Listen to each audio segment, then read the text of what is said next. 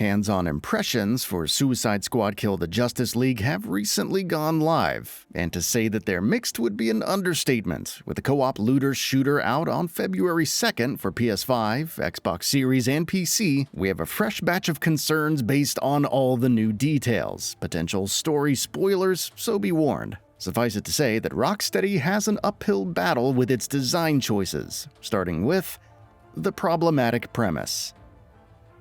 Though already apparent when first announced, the plot of Suicide Squad Kill the Justice League has only become more concerning as time goes on. There are two ways it can go. Either the Suicide Squad succeeds and the Justice League dies, after which they presumably target Brainiac, or the League survives, after which the two groups probably target Brainiac.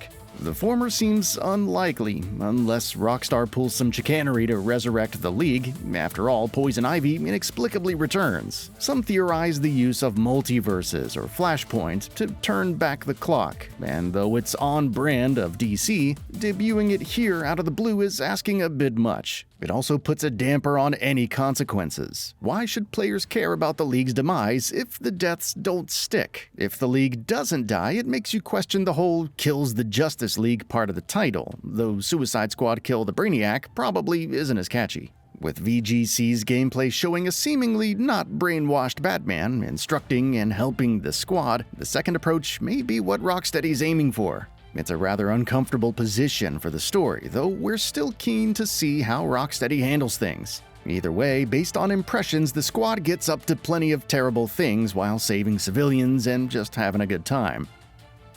The boss fights.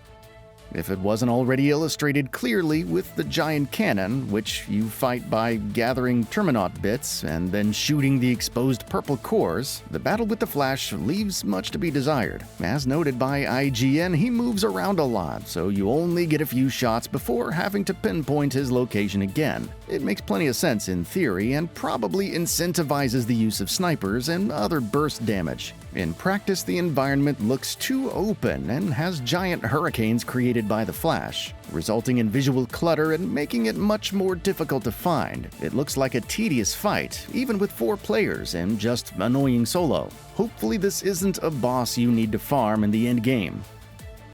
The dialogue.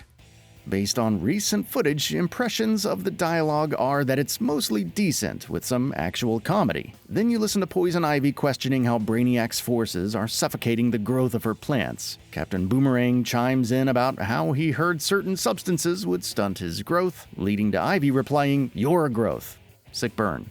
Also, while King Shark is endearing at first, his fish-out-of-water character gets a little repetitive. Let us make a valiant but doomed attempt to save this drone's civilians. Feels like it's leaning a little too much in the MCU banter direction. I'm not calling the writing terrible, but based on these impressions, the dialogue may not resonate with everyone. Lacking an identity. Another worry that's become more apparent over time is the distinct lack of an identity compared to the Batman Arkham games. Yes, this is a games-as-a-service co-op looter-shooter, but it features some unique personalities in Deadshot, Harley Quinn, King Shark, and Captain Boomerang. How does Rocksteady, known for capturing the essence of being the Batman, portray their gameplay? Everyone runs and guns. Everyone slides and sprints. Sure, they each have unique abilities and properties, like King Shark being tankier or Deadshot's marksmanship, but it's predominantly the same third-person shooter gameplay regardless of character. You could argue it's a consequence of the genre, but coming from a developer like Rocksteady, it feels like a waste. Loot grind. Loot. You have different ranged and melee weapons, mods, set bonuses, crafting, and afflictions. Not to mention loot rarities with damage ranging in the tens of thousands. Slaying foes pops up damage numbers. And there's plenty of hype about this build crafting.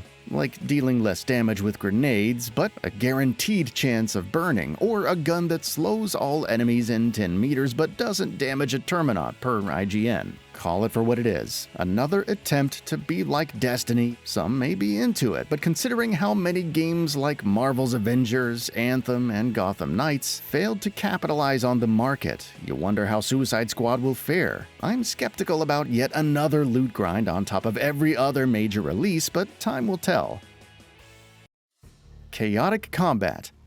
Suicide Squad Kill the Justice League wasn't going to Destiny's excellent shooting mechanics. That some previews feel it's acceptable and not terrible is probably a win, or damning with faint praise, but I digress. However, overall combat is cited as chaotic and difficult to track. Executing juggle kills, shield strikes, suicide strikes, and countershots are easier solo, but in co-op, there's the risk of kill steals. It's an issue in all looter shooters with co-op, but the action looks all over the place in Suicide Squad, so gathering your bearings is much more of a chore. Again, time will tell how this pans out when you get into the thick of build crafting and solo play. Movement. Each character has a unique movement ability, whether it's Deadshot's jetpack, Harley Quinn's grapple, or King Shark's leap has a cooldown. Think about that for a second. Imagine if Batman's glide had a cooldown, and how fun that would be. Despite pushing you to earn each character's unique traversal ability, even Gotham Knights didn't impose cooldowns on their use. On top of this, some traversal skills, like Harley's grapple, look clunky. While there are mods that regenerate traversal ability resources, they offer a whopping 1% with every melee attack or second in the air. Even if these could stack, sacrificing precious damage or defense for slightly reducing your traversal ability's cooldown feels lame. On the bright side, each squad member can sprint, slide, run up walls, and double jump. Lackluster objectives. With all of the cinematic flair that the game promises, what do you actually do? Shoot and loot, sure, but what about mission objectives? Well, there are clearing points, plants of enemies, and rescuing civilians, which are little more than resources you pick up to deposit them in a bus. You can also fight random enemies while free roaming, like helicopters, tanks, and nameless Brainiac troops. Maybe there will be events, like Destiny, or some more unique side quests in lore. Metropolis does have secrets, so there's that. Riddler challenges also return, with one involving grappling through rings, which should be something given the traversal skill cooldowns. For now, the missions look fairly routine and unimaginative. Battle UI. If the action isn't chaotic enough, especially in co-op, the UI during combat needs some serious work. It looks too busy with weapons, the minimap, your grenade, and D-pad commands for pinging, emoting, and more scrunched into one screen. Accommodating all of this means making the icons smaller, which doesn't help. Then there are the annoying pop-ups when you assist or have been assisted by a player. You have to wonder if options to turn off some UI elements or even scale up the icons to help with visibility, because right now it looks messy. Inventory and menu design. Also, despite how much Suicide Squad Kill the Justice League wants to be Destiny, it could use a lesson or two in its menu and inventory design. When navigating a vendor's wares, why is an item's stats and perks scrunched into a small box on the left, with the weapon and crafting materials in way too small text font on the right with so much space around?